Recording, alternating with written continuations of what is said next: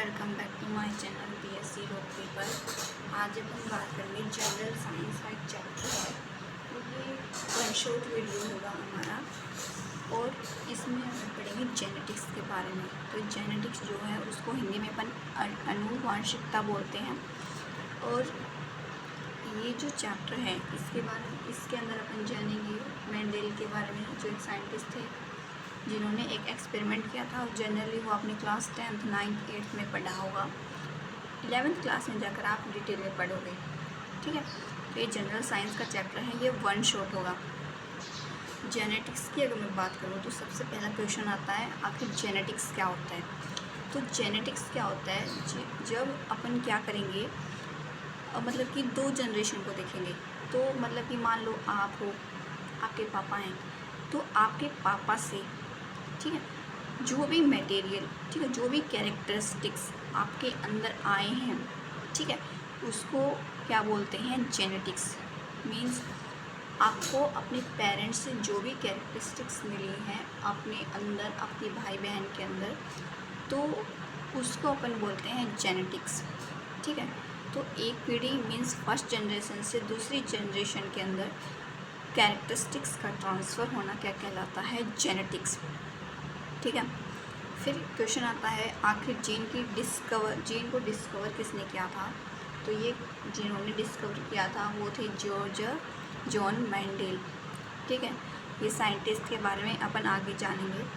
फिर इन्होंने क्या किया था, इन्होंने मटर के पौधे पे क्या की थी, डिस्कवरी की थी। ठीक है, खोज की थी। मटर के पौधे पे इन्होंने एक्सपेरिमेंट किया था, जिस वजह से क्या है, अपन जेनेटिक्स में इनका रोल देखेंगे आखिर क्या था। अब ये जो साइंटिस्ट हैं इन्हीं को अपन क्या कहते हैं, father of genetics. Most important question है, फादर ऑफ जेनेटिक्स कौन है। तो जॉर्ज जॉन मेंडेल। ठीक है, फिर नेक्स्ट क्वेश्चन है वो है हमारा, बन सकता है कि जेनेटिक्स की जो टर्म है वो किसने दी थी। तो एक साइंटिस्ट थे विलियम बार्टसन। ठीक है, 1905 के अंदर इन्होंने दिया था। फिर है कि जो जीन की टर्म है, ठीक है, वो किस साइंटिस्ट ने दी थी। तो वो दी थी जोहानसन, 1909 के अंदर दी थी इन्होंने। ठीक है, फिर ये जैसे कि मान लो ये हमारी कोई सेल है, सेल के अंदर क्या होता है, न्यूक्लियस और साइटोप्लाज्म। ठीक है, न्यूक्लियस के अंदर क्या होता है हमारा, डीएनए। ठीक है, मोस्टली कॉमनली पढ़ा होगा। तो न्यूक्लियस के अंदर जब अपन और डिटेल में देखेंगे तो अपन को देखने को मिलता है क्रोमोसोम। जब क्रोमोसोम को और जूम करके देखेंगे तो अपने को क्या मिलता है, डीएनए, जो कि क्या करता है, हमारे जीन की तरह काम करता है। ठीक है, ये है हमारा यहाँ तक। फिर नेक्स्ट अपन जो पढ़ेंगे वो पढ़ेंगे क्रोमोसोम के बारे में। तो क्रोमोसोम को जो डिस्कवर करने वाले साइंटिस्ट थे वो थे स्टार्सबर्ग या फिर वाल्थेयर क्लेमिंग। ठीक है, अब एक ऐसे साइंटिस्ट जिन्होंने ये टर्म दी क्रोमोसोम, वो थे वोल्टेयर। ठीक है, फिर नेक्स्ट क्वेश्चन है कि अपन जो ह्यूमन बींग्स हैं उनके अंदर भी क्रोमोसोम्स हैं तो क्रोमोसोम्स के अंदर डीएनए भी होंगे। अब एक क्वेश्चन आता है कि ह्यूमन बींग्स के अंदर कितने क्रोमोसोम्स होते हैं। तो वो होते हैं हमारे 46। ठीक है, 46 होते हैं टोटल, लेकिन जब उनको पेयर्स में करेंगे तो कितना हो जाएगा, 23 पेयर्स। ठीक है, फिर क्वेश्चन आता है कि क्रोमोसोम किस चीज़ का फॉर्मेशन करते हैं। तो ये डीएनए का फॉर्मेशन करते हैं और हिस्टोन प्रोटीन का फॉर्मेशन करते हैं। ठीक है, फिर नेक्स्ट है अपना, आखिर जो ह्यूमन बींग्स हैं उनके अंदर मैंने बताया कि 23 पेयर्स होते हैं। तो 23 पेयर्स में अगर मैं डिवाइड करूं तो हमने 2 पार्ट्स में डिवाइड किया है क्रोमोसोम्स को ह्यूमन बींग्स के अंदर। फर्स्ट है हमारा ऑटोसोम, दूसरा है एलोसोम। ठीक है, ऑटोसोम्स की अगर मैं बात करूं तो 22 पेयर्स रखे हैं हम लोगों ने, और बाकी जो 23वां पेयर है वो हमने एलोसोम के अंदर रखा है। ठीक है, अब देखो जो मेल होता है, फीमेल होती है, उनके अंदर जो 22 पेयर्स हैं, ठीक है, मेल और फीमेल के अंदर दोनों के अंदर क्या होते हैं, XX मीन्स सेम होते हैं। जो एक क्रोमोसोम है अपना, उसके अंदर अपने को क्या है, एक डिफरेंस देखने को मिलेगा। ठीक है। जो 23वां पेयर है, ठीक है, एक पेयर है, जब इसको अपन डिवाइड करेंगे मेल ए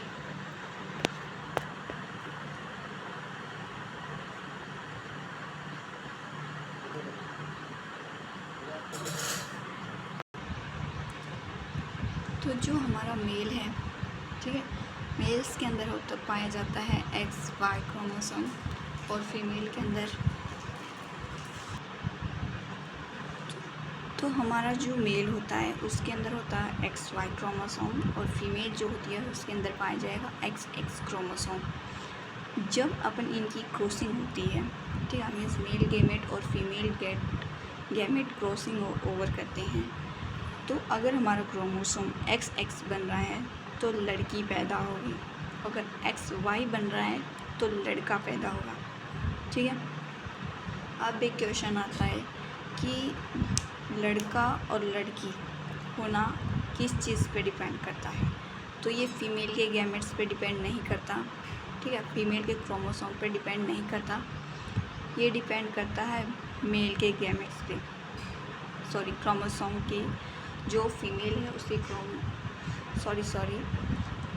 जो बॉय है उसकी क्रोमोसोम के ऊपर डिपेंड करता है, ठीक है, XXY, यानी कि बॉय का ही क्रोमोसोम डिसाइड करेगा कि लड़का होगा या लड़की, ठीक है। अब एक क्वेश्चन आता है कि सेक्स क्रोमोसोम किसे बोलते हैं, तो एलोसोम को ही अपन क्या बोलते हैं, सेक्स क्रोमोसोम बोलेंगे, ठीक है। फिर जो नेक्स्ट अपन बात करेंगे कि आखिर जो डिफरेंट लिविंग ऑर्गेनिजम्स हैं उनके अंदर कितने नंबर ऑफ़ क्रोमोसोम पाए जाएंगे, ठीक है। यहाँ से क्वेश्चन चांसेस है कि बन ही जाए। तो जो पी होता है, मटर होता है, उसके अंदर 7 पेयर होते हैं क्रोमोसोम्स के और 14 क्रोमोसोम्स पाए जाएंगे। वहीं मॉस्किटो के अंदर 6 chromosome means 3 pair, house fly में 12 क्रोमोसोम, ऑनियन में 16, पोटैटो में 48, टमाटो में 24, हॉर्स में 64, पिजन में 80 और ईस्ट में 32। ये जो लिखे हुए हैं ये हमारे क्रोमोसोम्स हैं और जो ब्रैकेट में हैं ये हमने पेयर्स लिखे हुए हैं, ठीक है। वही तम्बाकू में 48 क्रोमोसोम, रैबिट में 44, वीट में 42, रैट में 42, माइस में 20, कैट में 38, डॉग में 78 और फ्रॉग में 26 क्रोमोसोम्स पाए जाएंगे। ये आप चाहो तो लिख सकते हो याद, ठीक है, नोट डाउन कर सकते हो। फिर नेक्स्ट जो अपन पढ़ेंगे वो अपन पढ़ेंगे फिनोटाइप के बारे में। तो हमारा जो फिनोटाइप है तो वो ऐसे कैरेक्टरिस्टिक्स होते हैं जो कि हमें दिखाई देते हैं। जैसे आपने कई बच्चों को देखा होगा, कई बच्चों की आँखें जो हैं वो अपनी मम्मी से बिल्कुल मिलती जुलती है, किसी के जो बाल हैं वो अपने पापा से मिलते जुलते हैं, ठीक है, किसी की जो नाक की शेप है वो अपनी दादी से मिलती है, ठीक है, किसी की जो हाइट है वो अपने दादाजी से मिलती है। तो ऐसे कैरेक्टरिस्टिक्स जो हमें दिखाई दे सके, जो हम देखकर बता सकते हैं दूसरों को, उसे अपन बोलते हैं फिनोटाइप, ठीक है। जीनोटाइप्स ऐसे कैरेक्टरिस्टिक्स होते हैं जो हमें दिखाई नहीं देते, मिलते वो हमें अपने पेरेंट्स से ही हैं, तो उनको अपन बोलते हैं जीनोटाइप, ठीक है। जैसे किसी के शौक, किसी के रहना सहना, किसी के मतलब कि, ठीक है, तो किसी का बोलने का तरीका, किसी के उठने बैठने का तरीका, ये सारी चीज़ें भी हमें मतलब कई बार अपने जीन से भी मतलब प्राप्त होती हैं, ठीक है, कैरेक्टरिस्टिक्स। साथ में जो अलील होते हैं तो ऐसे जीन होते हैं जो कि अपन को पेयर्स में मिलते हैं, जैसे TT, ठीक है, जैसे RR, WW, ऐसे अगर मतलब जोड़े देखने को मिल रहे हैं तो उसको अपन बोलते हैं अलील। फिर है होमोजीनियस और हेट्रोजीनियस। तो होमोजीनियस ऐसे अलील होते हैं जो कि सेम टाइप के होते हैं, जो कि मैंने अभी बताया कि जैसे कि ये हमारा हो गया, जैसे ये हमारा हो गया बिग कैप, मतलब कि दोनों बड़ी लेटर्स में है, TT सेम है, तो ये हमारा क्या है, होमोजीनियस, ठीक है। अगर मैं यहाँ पे बिग T लिख दूँ, मतलब बड़ा T लिख दूँ और छोटी वाली मतलब कि टी लिख दूँ तो वो हमारा हेट्रोजीनियस हो जाएगा। ठीक है, तो ये हमारे होमोजीनियस। फिर नेक्स्ट जो है वो अपन पढ़ेंगे हेट्रोजीनियस। मैंने आपको बता ही दिया कि अगर मैं बिग टी और स्मॉल टी को एक साथ लिख दूँगी तो वो हमारा हेट्रोजीनियस हो जाएगा।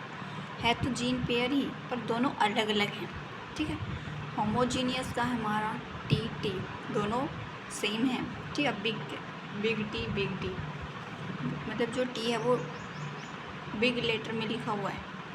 फिर है मेंडल के कुछ नियम थे, तो इन्होंने जो 3 नियम दिए थे, मीन्स 3 लॉ दिए थे इन्होंने, जिसका नाम है law of dominance, law of segregation और लॉ ऑफ इंडिपेंडेंट असॉर्टमेंट। तो ये तीनों अपने क्या हैं, लॉ हैं मेंडल के।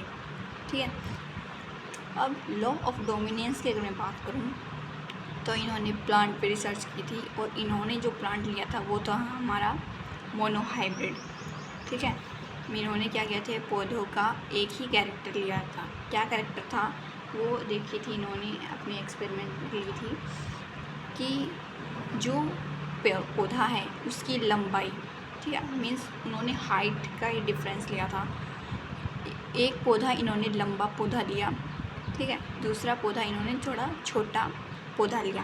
ठीक है, बड़े पौधे को बिग टी से क्या कर दिया, डिनोट कर दिया। वही जो छोटा पौधा है, ठीक है, जो छोटा रह चुका है, उसको स्मॉल टी से डिनोट कर दिया। फिर आगे जाकर इन्होंने क्या कराया, इनकी जो क्रॉसिंग है वो करवाई। ठीक है, जैसे ही इन्होंने इसकी क्रॉसिंग करवाई तो क्या हुआ कि स्मॉल टी, जो बिग टी है और स्मॉल टी है, इन दोनों ने क्या किया, मिलकर बिग टी और स्मॉल टी बना लिया। ठीक है, वही दूसरी बार इन्होंने एक और मतलब कि प्लांट बनाया। ठीक है, दूसरी बार तो नहीं कहेंगे, जब इस वाले टी और इस वाले टी की क्रॉसिंग ओवर हुई तो हमारा बिग टी और स्मॉल टी हुआ। ठीक है, वही अगर इसकी और इसकी मैं कराऊंगी तो हमारा बिग टी स्मॉल टी बनेगा, और इसकी अगर मैं क्रॉसिंग ओवर कराऊंगी तो इसका बिग टी और स्मॉल टी बनेगा। कहने का मतलब है, ये आपसे ये नहीं पूछा जाएगा, लेकिन आपको अपने एग्ज़ाम में बनाना ज़रूर है। आपको पता होना चाहिए कि ये जो जनरेशन है इसके अंदर अपने क्या लिए थे, टॉल प्लांट्स लिए थे, और जो अगली जनरेशन जो बनी है उसके अंदर भी क्या हुए, अपने को सभी सारे के सारे टॉल प्लांट्स मिले। ठीक है, तो all the plants are tall. ठीक है, तो आज हम पढ़ेंगे इतना ही। आई होप आप सभी को समझ में आया होगा।